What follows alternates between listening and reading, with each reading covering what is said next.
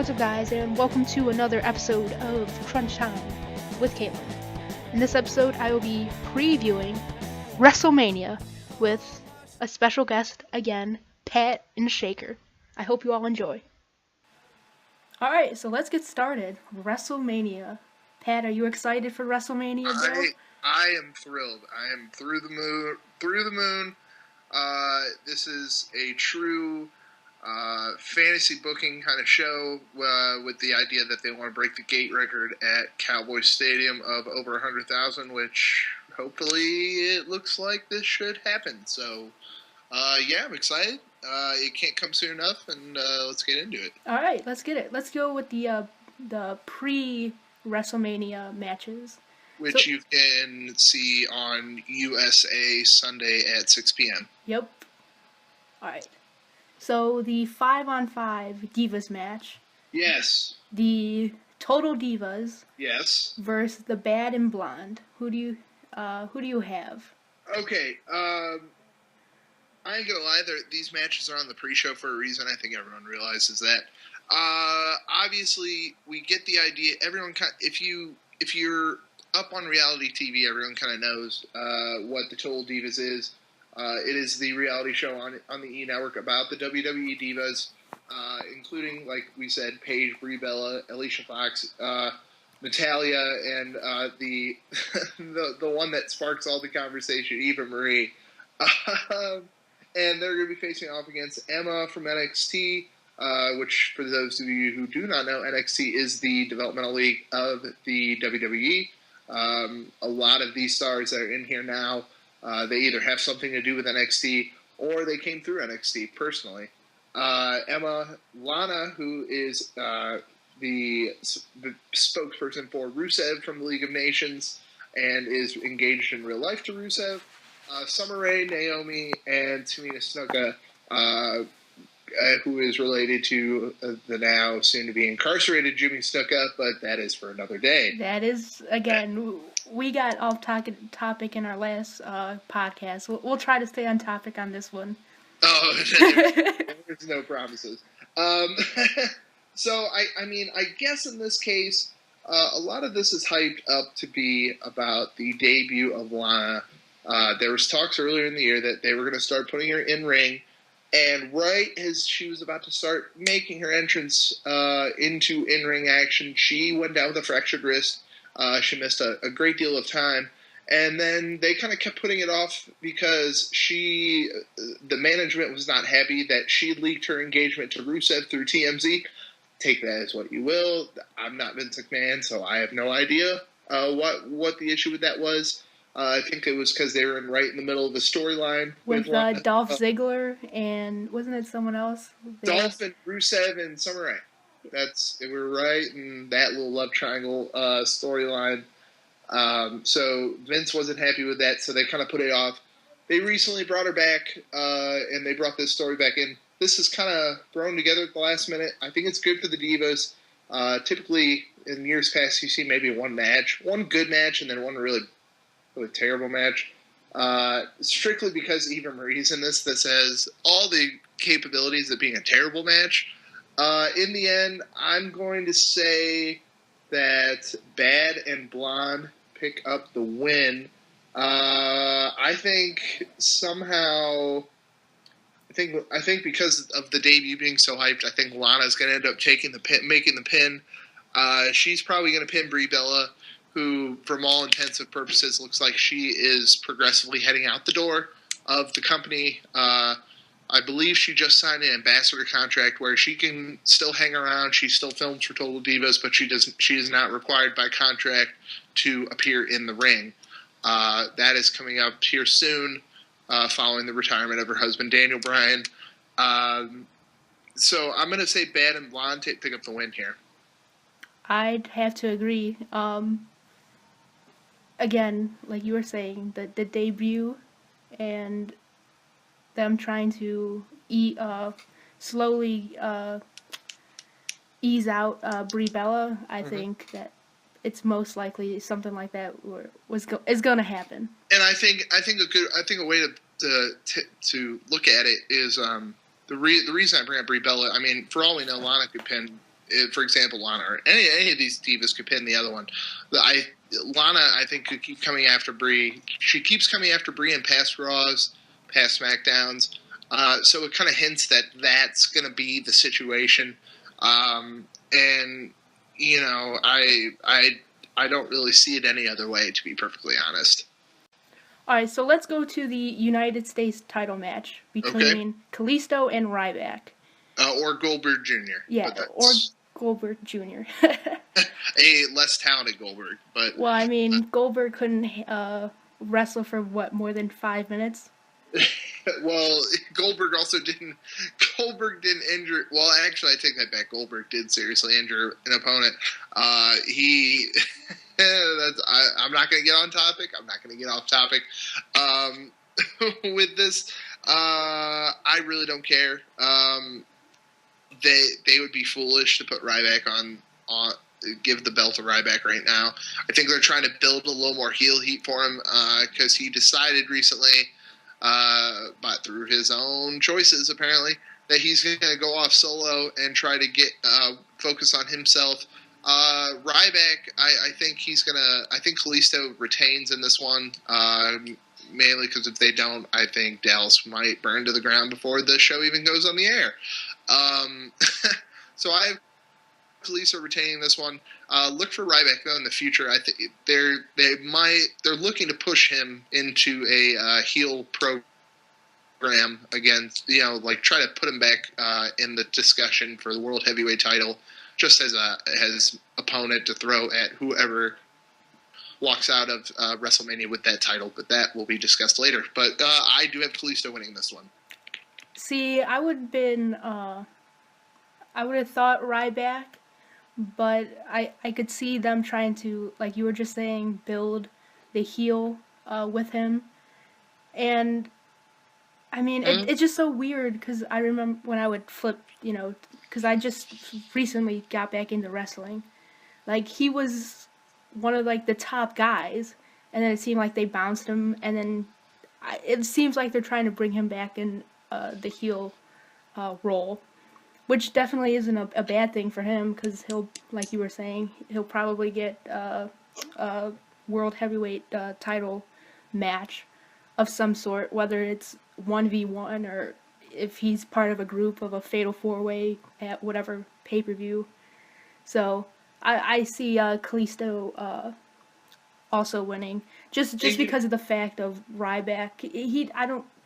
I don't think he's a mid-tier, like middle card wrestler for the United States title. I think they should, you know, kind of elevate him a little bit.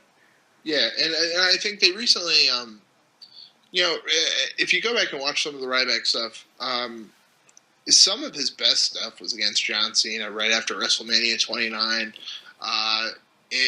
Everyone remembers the Extreme Rules pay-per-view right after WrestleMania 29, where Ryback literally picked up John Cena and threw him through the projector LED screen, and you know it caused the bulbs to explode everywhere, and which led to their 3 stages of hell match at that following Payback.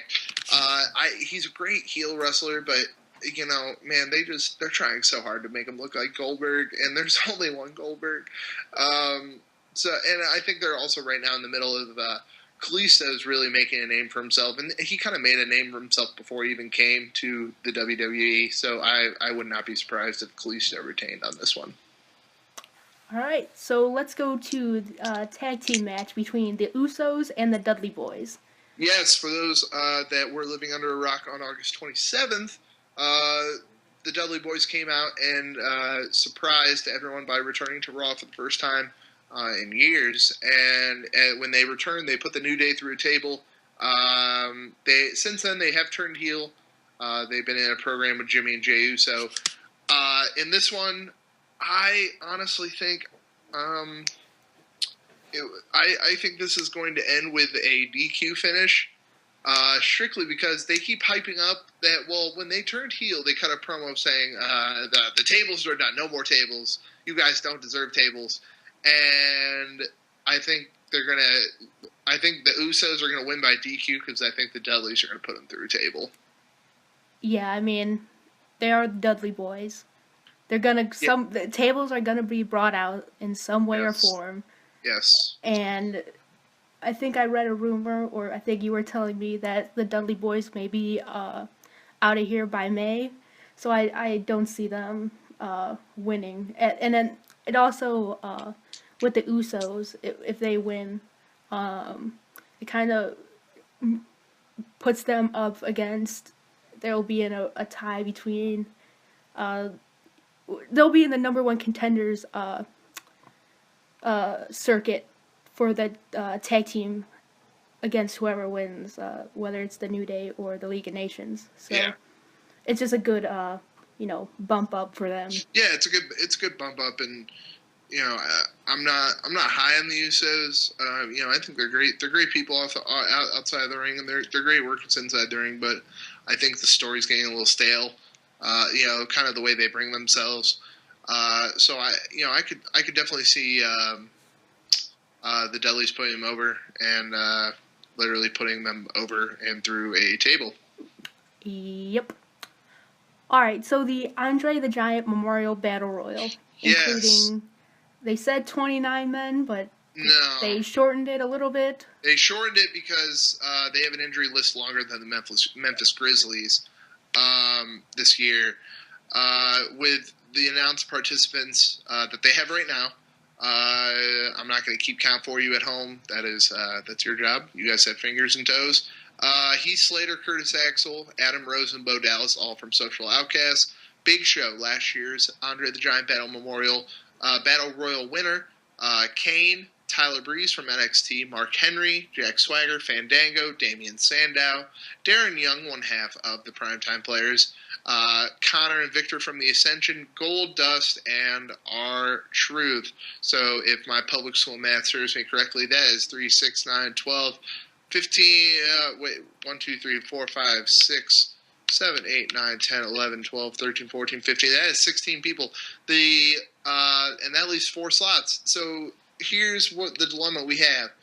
I don't really see anyone out of that 16. Well, I maybe see one person out of that 16 that has a shot at winning. The other thing that this leaves us the great unknown with is the 4 open slots. The rumor that a lot of people are saying is that it could be the Wyatt family. They are not on this card anywhere, which is very shocking. Partially because Luke Harper is injured. So you could easily see 3 out of those 4 on this card: Bray Wyatt, Braun Strowman, and Big Red Eric Rowan himself. I personally, if I was putting money on it, I don't think the winner is anywhere on this list. I would say I could see Kane, maybe. Yeah, that would probably be the best guess. I mean, they're not going to give it to Big Show again. I mean, they're not going to give it to one of a tag team duo, so the Social Outcast group members are kind of out of it. I mean, honestly, Mark Henry, no. Tyler Breeze, no. Jack Swagger, Nope. no. Gold Duster, R-Truth, hell no. Nope. No, it's got to be either Kane or someone like you said, someone who's not even on the list as of right now. Yes. To participate in the Battle Royal. I would agree with that. The other idea that somebody threw around, and this is going to go into something that we that people mess with and explore. The idea of a surprise return. There's been multiple names I've heard that it's not guaranteed, but it's a name that it wouldn't necessarily surprise you. One of those names is Cesaro, who won the inaugural one at WrestleMania 30. That was a name that people have thrown around as a surprise. Another name people have thrown around as a surprise, and actually Bovada, they have betting lines for this, and I know you're probably saying they're going to wait. How can you bet on the World Wrestling Entertainment? You actually can. You can bet on basically anything. If you dig deep enough, you can bet basically on anything. I'm going to give you some of their betting odds. 5-4 would get you Braun Strowman from the Wyatt family. 5-1, Bray Wyatt. Mark Henry coming in as a surprise, 6-1, And another surprise name that is reported could be returning to action this month, and that is Randy Orton at 8-1. So it's a great unknown. I personally think it's going to be somebody from the Wyatt family. If I had to put my exact money where my mouth is, I would probably say it's probably going to be Braun Strowman, because they are reportedly liking him, and he is in line for a push going into this summer. Has a singles competitor as well. So, I mean, if I had to take a guess, I would say Braun Strowman. Good stuff. Good stuff. All right, so we're going into the singles matches, or the regular matches. Yeah, the meat and potatoes of WrestleMania. Yes. So Chris Jericho against AJ Styles. Who you have? 4. I'm going to say AJ Styles. He obviously debuted at the Royal Rumble in the number 3 slot, which caused the entire WWE universe to implode within itself and scream and giggle like little girls. Or you could have just followed him on Twitter, because he said he was in, Tampa for the Royal Rumble. He was in the same city as the Royal Rumble. It's like, what is he doing there? He hasn't been in TNA for like, a few months. Where is he? Oh, I don't know. Well, they also said last year when Sting showed up that everyone got hyped because Randy Orton was in the same town as him. But I mean, Sting showed up, so that was okay too. I'm gonna say AJ Styles will take this by a submission. I think, actually, no, not by a submission. I think he's gonna take it by a pin. He hasn't hit his finisher, in WWE, and if he has, he's maybe hit it once. And I think it was on Curtis Axel on a SmackDown taping way early when he first debuted. So I'm gonna say AJ Styles takes round 4, and I hope the last of this matchup, so they can give AJ Styles something else to do. And also, with the beauty of Chris Jericho's contract is that it's not a full-time contract. Whenever Chris Jericho comes back, he tends to work a program of about 3 months and then goes away for a while. So I do think this will be the last we see of Chris Jericho for a while. So I will say AJ Styles hits the Styles Clash in the center of the ring for the 1-2-3 and gets the win. I have AJ Styles also. Basically for the same reason. I have him with a pin with the Styles Clash also. Again, you hit it right on the nail with Chris Jericho. He's got his 3 months, and his 3 months are almost up. And so, summer's coming, and he could go on tour with his band.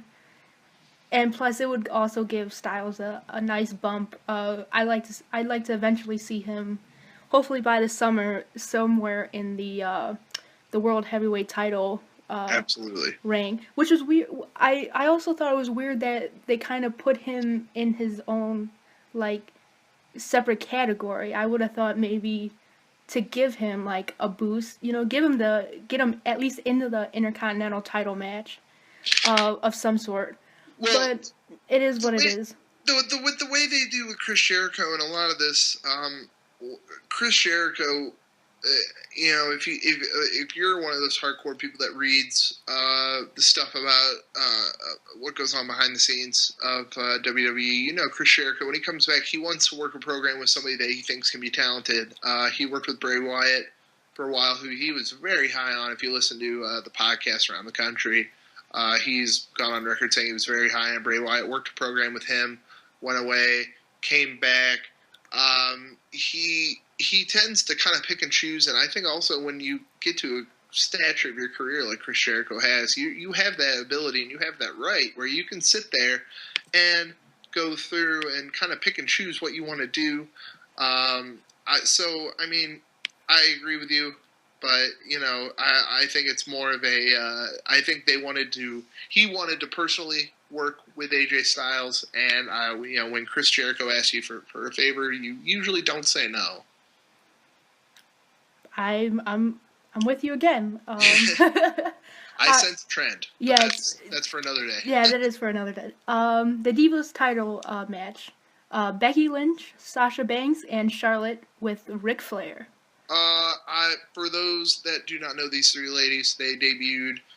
They were all in NXT at the same time through a faction that wasn't necessarily put on paper, but it was kind of known around NXT.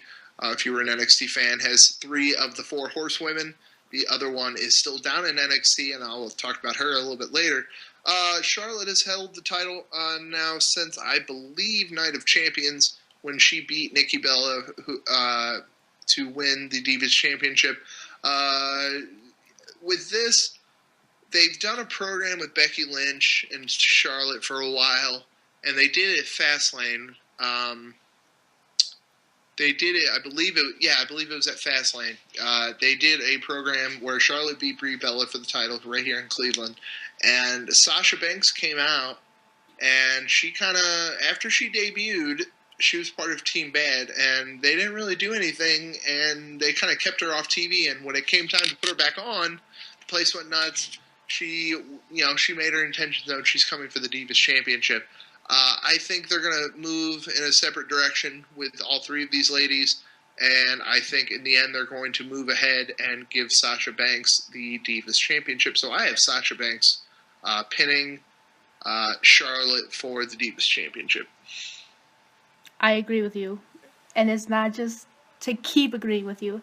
I just think, especially with how they brought back Sasha Banks in the crowd, how they had a good reception to her.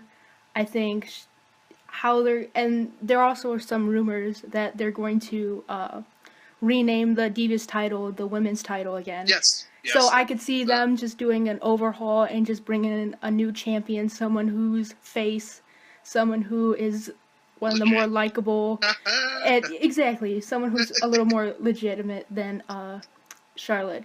Do you think Ric Flair will intervene? Yeah, it's Ric Flair. He's gonna do something stupid. I mean, what was it? Oh man, this is gonna bother me. I think it was the Royal Rumble. Becky Lynch leaned between the ropes in the mid match, and he laid one on Becky Lynch like it was one of his wives. Time out. So, yeah, he'll probably interfere or something, or he'll probably cry. It's what Ric Flair does. The thing with Charlotte, I think, she was the talented of the 3 when they first came in, but I think over time they realized Charlotte needs a lot of work. If you listen to her on the mic, she's not that good on the mic. Sasha's much better of a person on the mic. Becky Lynch, I mean, they spend more time reminding you that she is Irish with everything she does and her fire orange hair. So I think they want to give time Charlotte to give her craft. Charlotte will have the Divas title at some point before we know it. But right now, I think it's Sasha Banks' time, and I think, especially with the rumored special guest bringing her out, it just screams Sasha Banks' moment. Exactly. All right, the tag team title match, The New Day against the League of Nations. This is a great equalizer. The great unknown, excuse me. In what is, and here's the thing, I don't believe the tag belts are on the line in this match. I could be wrong, and I can check that. It is a tag team title match. It is? Yes. Okay. I think a part of me wants to say the League of Nations because I think that is I think that's the chance that's what the New Day's time. We all love New Day and their gyrations and things like that, but it's kind of starting to jump the shark just a little bit. Man, this is tough. I guess I'm gonna say, why not? I'm gonna say the League of Nations. I'm going to go with the New Day, just because a little bit of rumors I've seen on Twitter and whatnot is that Wade Barrett is eventually going to be out of here in May or sometime. I've heard that. I don't see Rusev. They're just so good together, like individually, that I think it almost create like they're so good individually that they had to create the League of Nations because of the backlog of just talent, and now since they only have the one world heavyweight title match, so I think when Barrett leaves, I could see them going back to having what Rusev and Sheamus going back to their singles stuff, and maybe Alberto Del Rio. I don't know how they think about what they think about him, but I could see him, maybe tagging with someone down the line. But I just see I just can't see them changing the tag team titles with one of the members going to be out of here in a month, unless like they lose them and then like 2 weeks later on Raw, or even Monday night they the New Day get them back.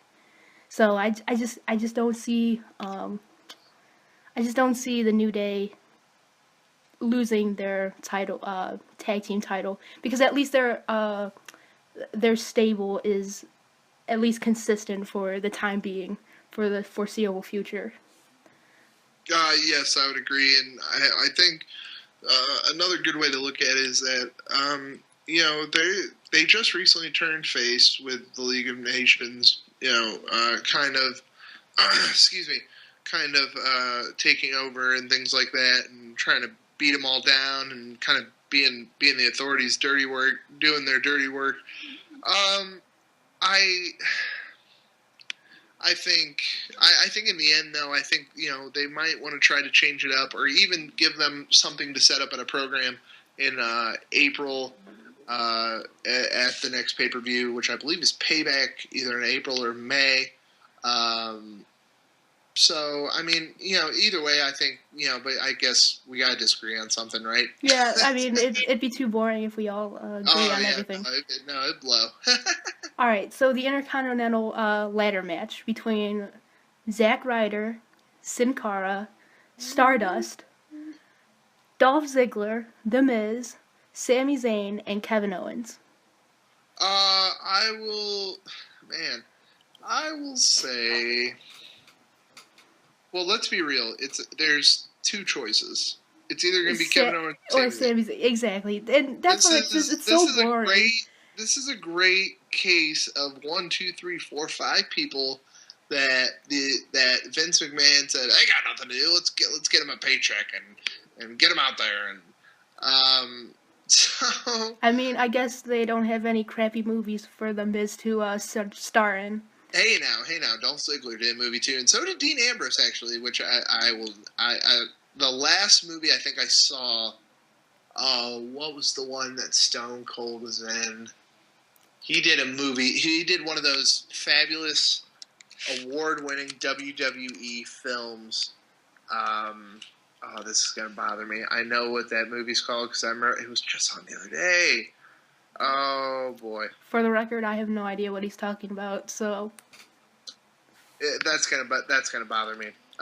Anyway, I personally think The Condemned. That's what it is. The Condemned. It's like it's a more violent Hunger Games. Look it up. 2007. It came out. Steve Austin was the guy in that movie. Anyway, so sorry, we're already off topic. Yeah. I think Sami Zayn recently debuted. He debuted at the Rumble.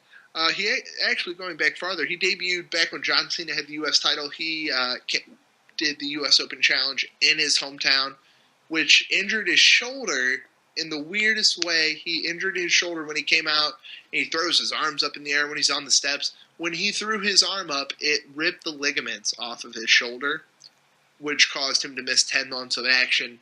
So that's why he just kind of came back now. I'm gonna say Kevin Owens retains, which sets up a singles program with Sami Zayn. I could see Sami Zayn winning, and for the exact same reason though. So it would set up something with Kevin Owens. Because the story is they were excuse me, they were the guys, when they were in the independent circuit, they were in the independent circuit same time. They were in the same companies, Ring of Honor as well, other places as well. And Sammy came to NXT first, and then Kevin Owens came again. And within 30 days of signing with NXT, Kevin Owens beat Sami Zayn to a merciless pulp to win the NXT title. And that kind of it kind of burned their friendship into a million pieces. So, it's really those two and everybody else. And I think in the end, I think Owens went out of his way to set up this match. I think this is gonna give Owens more fuel to the fire. But I would not be surprised to see Sami Zayn come out with this. Random question. Do you think they'll change Stardust back to Cody Rhodes? Nope. No, they're going to just keep him as his ridiculous Cody Rhodes or Stardust self? Yeah, pretty much. I don't think... I would like to see it happen, and I think a lot of people in the WWE universe would like to see it happen. I think... I don't think that's going to happen. I think the... Cosmic Freak from the Fifth Dimension is here to stay, searching ever so often for the Cosmic Key, being the championship. Unbelievable. And we're going to quickly get off that and go to Dean Ambrose against Brock Lesnar. Oh, this is going to be so much fun. This, in my opinion, is the match of the night. I think this is going to be incredible for anyone that's been following, or if you haven't been following. Dean Ambrose has been, there's been segments on each Raw leading up to this where he has met with a wrestler from yesteryear that has been known as a hardcore legend, where they've given him things, where Mick Foley gave him a barbed wire covered baseball bat, Terry Funk, also known as Chainsaw Charlie, look it up, you youngins, gave him a chainsaw. He's got sledgehammers. I think this is going to be just a merciless beating between these two, because it seems like every time Brock Lesnar tries to put Dean Ambrose in the ground, Dean Ambrose goes, I want more, So I'm going to say, I think Dean Ambrose has got to win something sometime. I think Dean Ambrose picks up this win. However, I don't think Dean Ambrose pins him. I think Brock Lesnar continues his two-year streak of never being pinned. For those that don't know, the last time Brock Lesnar was pinned was WrestleMania 29 against Triple H. Since then, think about all the people he's faced: Undertaker, John Cena, Seth Rollins, Roman Reigns. He has never been pinned in those 2 years, and I think that streak continues. However, I think Dean Ambrose picks up the win. I agree. I think Dean Ambrose wins. I think it definitely gets him into the, another stepping stone type thing, another boost, especially against Brock Lesnar. Absolutely. I can't see the WWE being that dumb and killing Dean Ambrose, little spark he has right now. Yeah. Especially to Lesnar, who wrestles every month, or like once or twice a month, if that. He's a part-time guy. Makes a lot of money to be a part-time wrestler. So honestly, I think after WrestleMania, we might not see him for a couple months.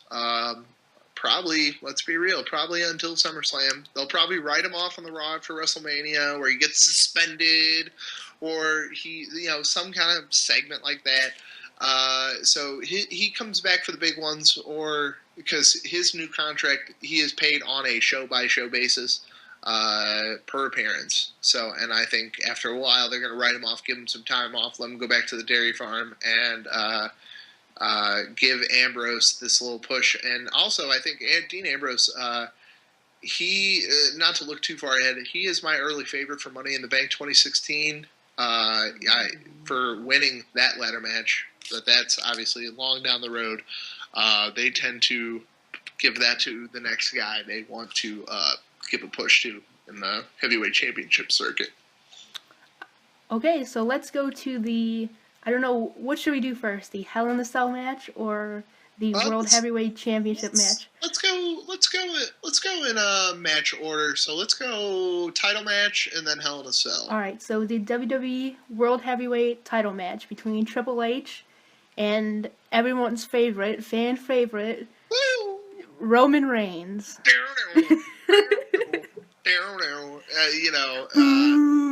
Everyone's favorite mercenary. And fair warning, we're going to get off topic on this. And also, fair warning, if you don't like curse words, you might want to turn it off right now, or at least turn it down, or put some headphones in or something, because I'm going to get real heated here for a second. All right, so Roman Reigns won the title from Sheamus on a Raw after TLC. He had the title for about 3 weeks, and then they decided to put the title on the line in the Royal Rumble match, which was done for the first time since 92, when the Nature Boy won it in 92. I digress, however.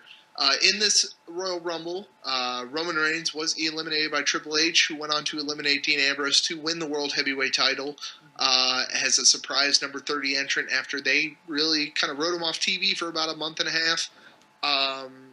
And here's my issue. Roman Reigns later went on to win the number one contenders triple threat match at Fastlane in downtown Cleveland at Quicken Loans Arena between Dean Ambrose and Brock Lesnar. Here's my issue. People want to boo, and, this isn't the days of the Attitude Era, and it's kind of unfortunate where, we didn't have social media. We didn't have these media reports. You couldn't look up in the days of the Attitude Era what people thought of Stone Cold Steve Austin backstage. That wasn't how the era is. Now the era we're in, social media takes over. You can get anything at a drop of a hat, whether it be real or a parody Uncle Chaps, but that's another story. A lot of people don't like Roman Reigns for multiple things. I heard it on the radio today. They did an interview with Taz, former Attitude Era ECW person, as well as a stint in the WWF/E. The way they booked Roman Reigns from Fastlane to now, the way it's supposed to come out is Roman Reigns is the good guy for basic wrestling 101. He's the face and Triple H is the heel. However, due to the bad booking by the creative team and the way they have shoved Roman Reigns down our throat for the last 2 months, Roman Reigns is probably going to get booed. Let's be real. And they keep cheering Triple H. And so WWE has a predicament now. You can give the title to Roman Reigns, which, if you look at the betting odds especially, the betting odds are about the same as betting on UConn to win the women's basketball tournament. It's pretty large. But the problem is they don't want to have 95,000 people booing him.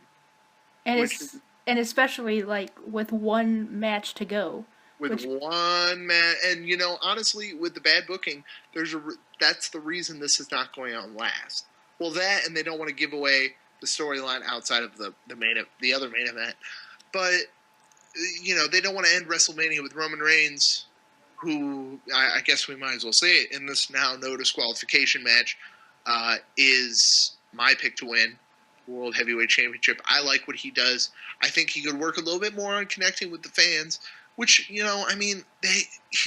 came up here in a faction called The Shield with Dean Ambrose and Seth Rollins, and they didn't really make him talk. They didn't do anything. They kind of made Ambrose and Rollins cut the promos, and when they broke up, Reigns could fight, but he just couldn't talk because he didn't know how to handle himself on the microphone.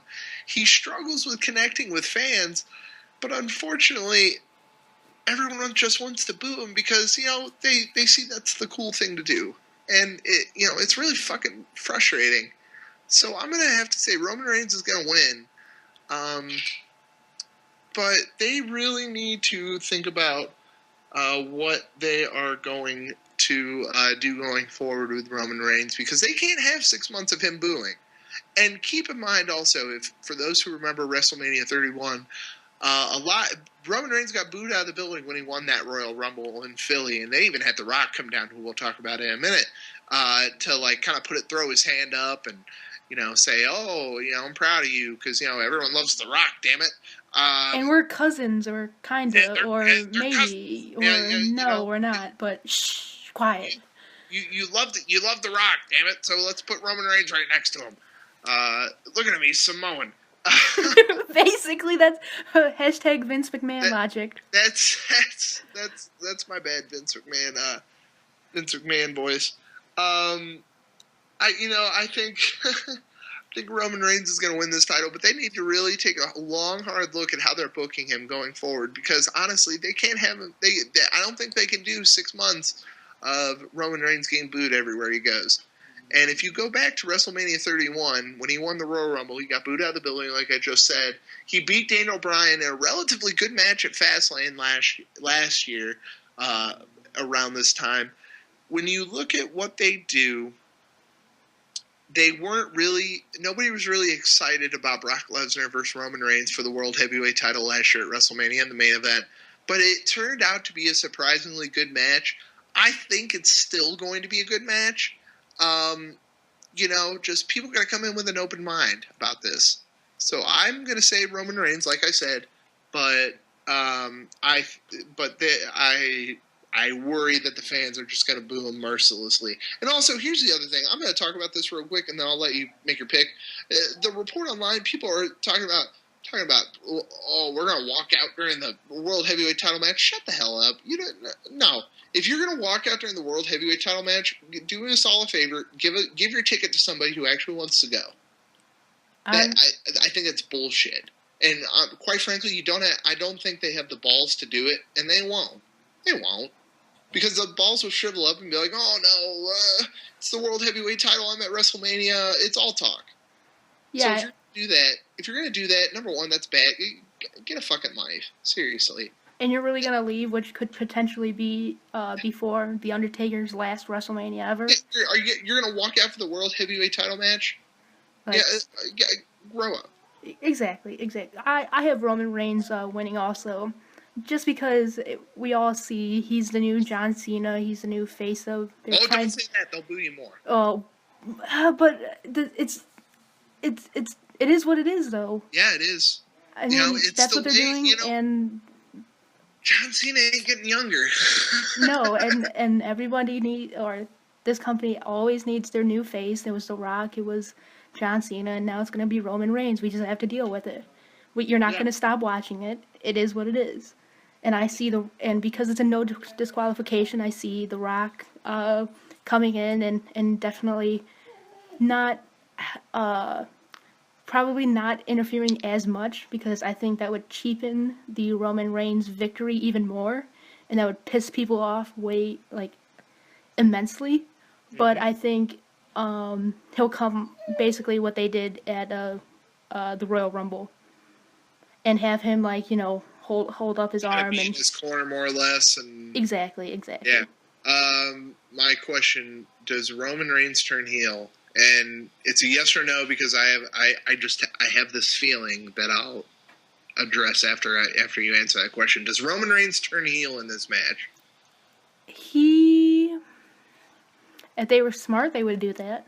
Oh, yeah. But is the WWE even Rikishi, even one of his 8 million Samoan cousins, Rikishi, is sitting there going, "Well, it'd be a quick fix." Exactly. Turn him heel, and then you could have Roman Reigns and Dean Ambrose to go at it. Former Shield members, and then going forward, trying for the World Heavyweight title. So do you think he turns heel in this match?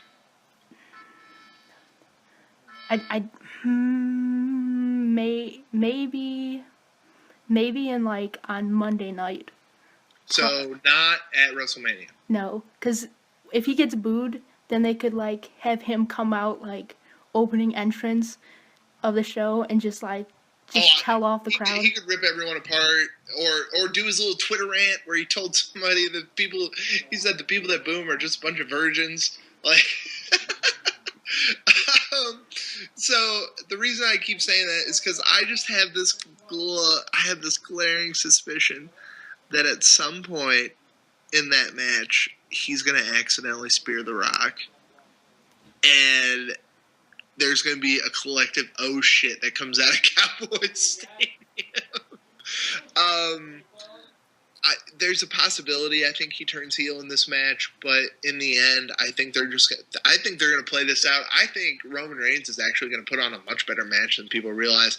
A lot of people thought the Brock Lesnar match at WrestleMania 31 was going to be a joke. That was one of the best matches of that card, by far. And even Dave Meltzer, from a well-known writer for Wrestling Observer newsletter, subscription required, but subscription for that is required. But it's great. It's recommended. He even said, the Brock Lesnar Roman Reigns match at 31 was fabulous, and I think 32 is going to be better than people think. I'm excited to watch it. This will be my first WrestleMania ever watching, so I'm really excited. Yeah, you're in for a treat. All right, so we have the last match of WrestleMania. Undertaker versus Shane McMahon. Oh, dear Lord. This could go... in a Hell in a Cell. Hell in a Cell. You cannot forget that. And we also cannot forget that if Shane McMahon does, in the words of Vince McMahon, by some act of God, you win, he will get control of Monday Night Raw, which is essentially the entire company. I'm going to come out right up front and say this. I'm just absolutely excited for this match.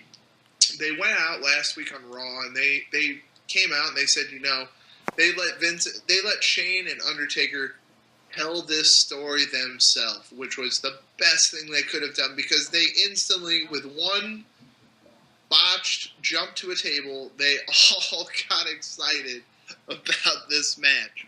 I think Shane McMahon is going to win this match, and I think we're going to see some kind of changing of the guard temporarily. But in the end, I do think Shane McMahon wins, and what I think could be, there's a reason basically why it is the main event. I see Shane winning also.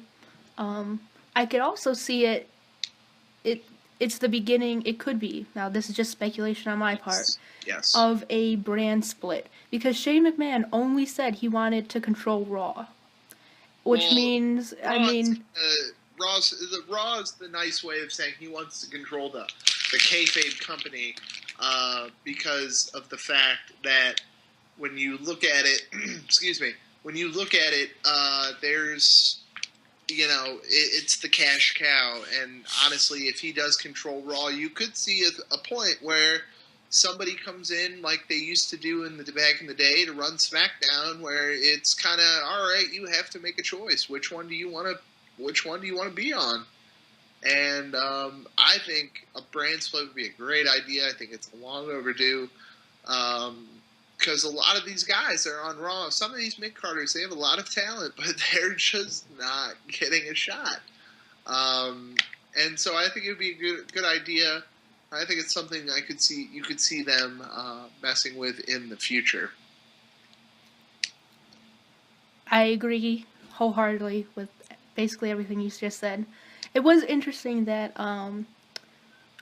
McMahon said, Vince McMahon said about Undertaker it would be his last WrestleMania, which it definitely could be, but it also could set up his last match, whether at SummerSlam or whatever, against John Cena, which I think the whole WWE universe was just waiting for it to happen this year, but Cena got hurt.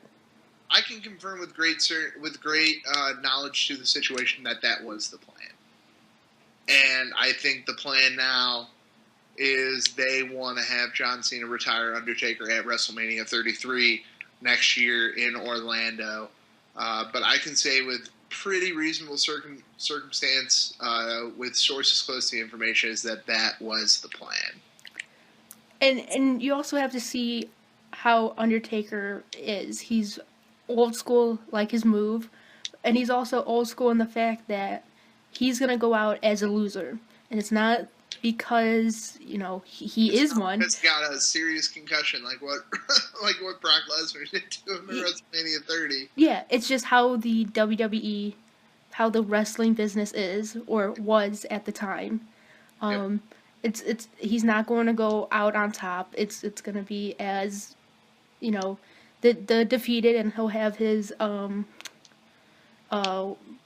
night on Raw where he'll come out as half the Dead Man and then half Mark Calloway. I kind of hope he like has a Dead Man suit, but then also kind of rolls in on the motorcycle because that's him. But see, but that also makes me not as hesitant to pick Shane almost because this can't it's it can't be his last WrestleMania. I mean it because I'm guaranteeing you, I'm sure they still want it to be Undertaker and Cena in his last match. Mm-hmm. And the only time they faced was what, once in '03 on SummerSlam or a pay-per-view. Like that was it. That was the only time they had a singles match in their entire career, or the last time they had a singles match. So I mean, see, that's why I don't know if they have Undertaker losing, because if this is his last WrestleMania, like Vince said, but you know, storylines could change and he could just come back because he's the Undertaker. But I don't see him going out, like if McMahon says this is your last match and he loses, I guarantee you this is his last WrestleMania. It's in his hometown of Dallas. It's in everything. So it's definitely interesting. You're thinking of, just a little side note, you're thinking of the Vengeance pay-per-view from 2003. Undertaker and John Cena faced off in that match, which Undertaker did pick up the win. But you know, I agree with you, and a part of me also thinks that they could find a way to drag this out, this storyline between Vince and Shane. And I think if we're going into fantasy booking, which is, you know, where you kind of book how you want to do it, and how you think it should work, the biggest thing that I could see them doing, and I think it's great for business, great for ratings, not only doing a brand split, I could see this ending a la the Invasion in the early 2000s, where I could see this ending at SummerSlam, not SummerSlam, Survivor Series, where it is Team Vince versus Team Shane, and whoever wins gets it. It's the story that I think if they did it the right way, it would work. But again, it's up to whether or not they want to do it that way. I think I personally would like to see this storyline continue. I don't know how they could draw this out, especially with, you know, they didn't necessarily say, you know, I guess more over time as I listen to it, and I go back and I listen to Vince McMahon talk, I more or less think that it was more of a threat to The Undertaker rather than a declaration where his career is on the line and things of that nature. So I could see this. I definitely could see. I don't think this is The Undertaker's last match of his career. I think he'll fight again at SummerSlam, and I think he'll probably fight again at maybe a Survivor Series, Royal Rumble, or something like that, or even WrestleMania 33 against John Cena. But in the end, I still think Shane McMahon wins, and I think this is the start of a long but really exciting program to hook the fans in to viewing Raw on a rather larger level. And I mean, having Shane O'Mac back as head honcho, it does. I mean, when you have, I know a buddy of mine. He hasn't watched wrestling in maybe 10, 15 years, probably since the Attitude Era, and I saw him at my place of employment. He goes, "Hey, is it true Shane McMahon's back?" When you have a return like that, it's going to send waves through everybody, which was the best thing that they could have done with that return. And a part of it also, I think the return also got sparked by the thought they also toyed with the idea of doing a possible double retirement with Undertaker and Sting before we saw Sting nearly die in the ring against Seth Rollins. but I mean, I think in the end, there's a reason this is going to be the main event. I think, especially if you watch all the hype videos of Shane McMahon doing the workouts, or if you're one of the millions of ladies on Twitter staring at his abs. What was it, like 2 or 3 seconds when he was adjusting his shirt? Yeah, he's adjusting his shirt, and all of female Twitter melted to the ground. After he botched the elbow to the announce table, he was probably a good foot off. Oh, he was about a good foot off, and but hey man, it's about how you sell it. But I think this will be a great way to close WrestleMania. My question to you is now, 10 words or less, what will be the final thing we see as WrestleMania 32 fades to black on Sunday night? What will be the final thing we see? Undertaker just walking out of WrestleMania, knowing it's his last WrestleMania in its hometown. Mm-hmm. Just kind of walking out.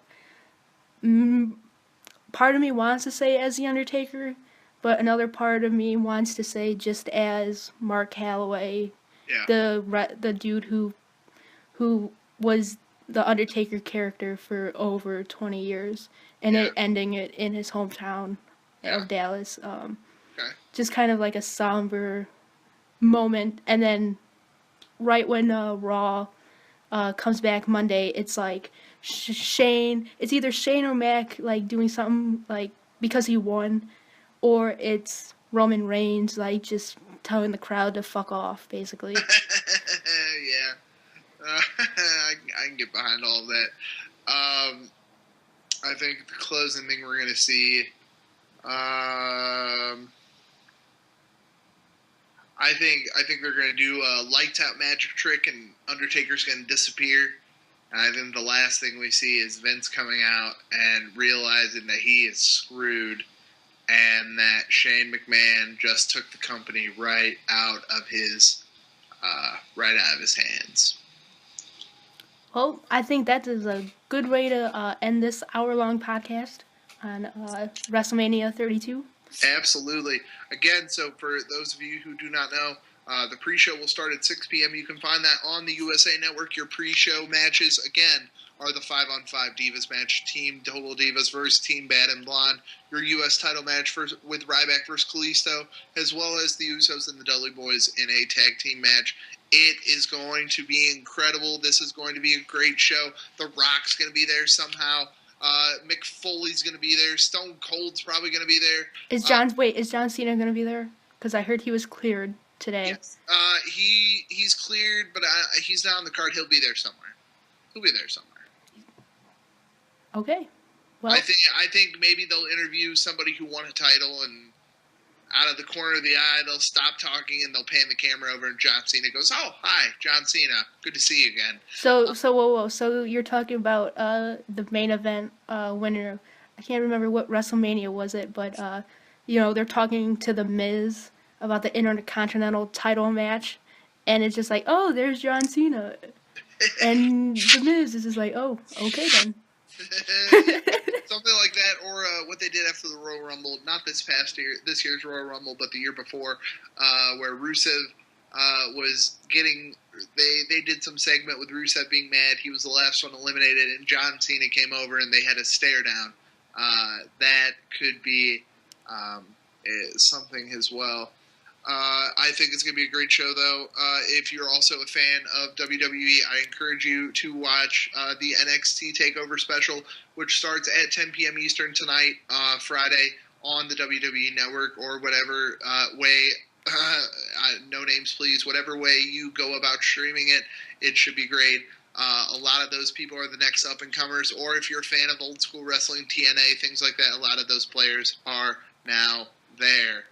I do appreciate you having me, Kay. All right, thank you, Pat, my part of the squad, and we will definitely have you on again. So thank you again.